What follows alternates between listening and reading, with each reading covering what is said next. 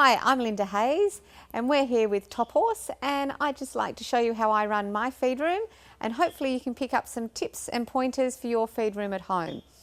So in my feed room, I have a lot of feeds because I do have a fair few horses here.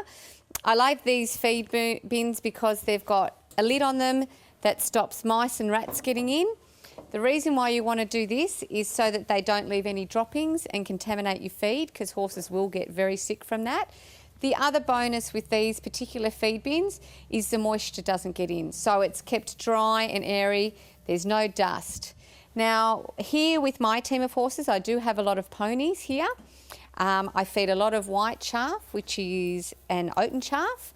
One of the things that I particularly do is I check the oat level in my chaff. The reason why I do this is because if you have got ponies or you are trying to regulate your feed intake with your horses, a lot of feed companies from bag to bag will have different oat content. So your best way to look for this is you blow on your hand, and when you look in there you'll actually see the oats are heavy, they will stay at the bottom. So you can get a rough idea of how much oats is in your chaff.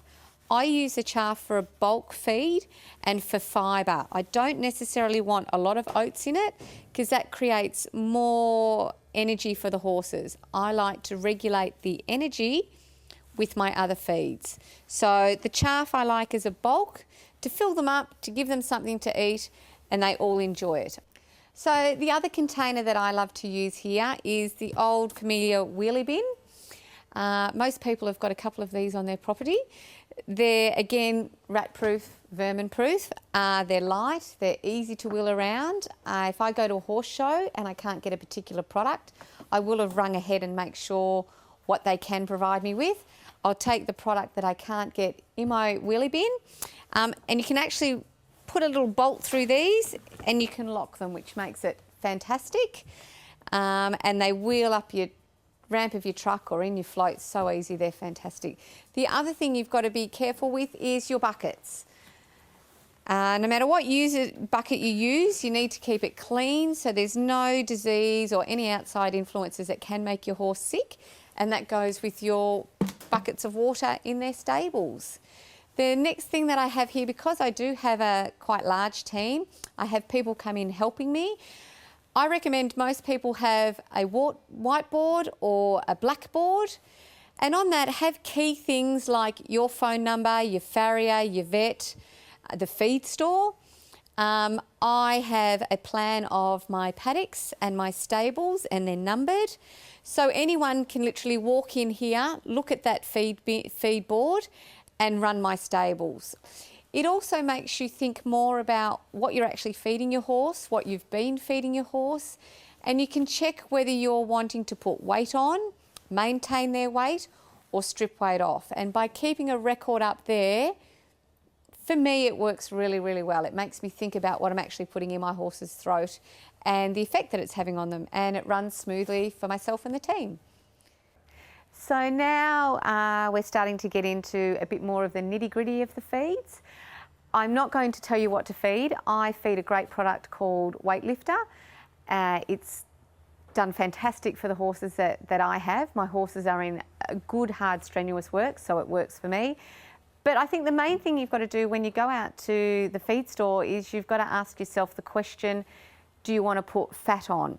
Do you want to have a higher energy if you've got a sport horse or eventer?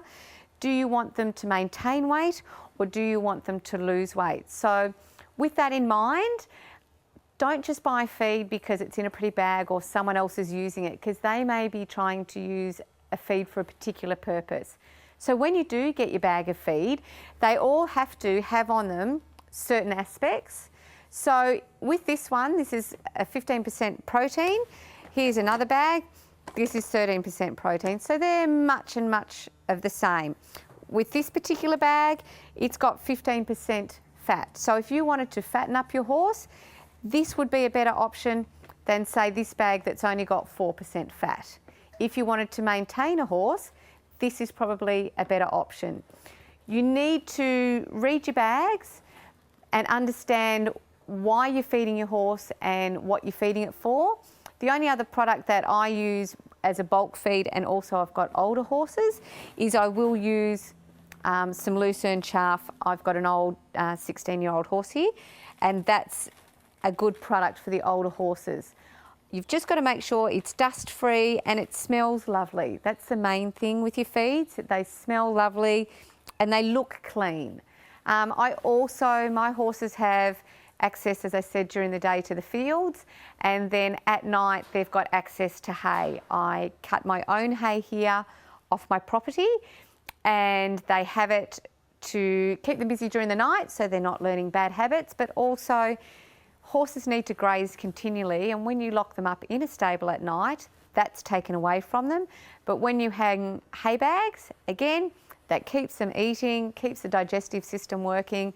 All the acids in their stomach hopefully keeps that sorted to try and bring down ulcers and digestive problems like that. So to summarise my feed room, I would say to everyone, check the quality of your bulk products because you are feeding a fair bit of it. Make sure that your product is in vermin-proof containers.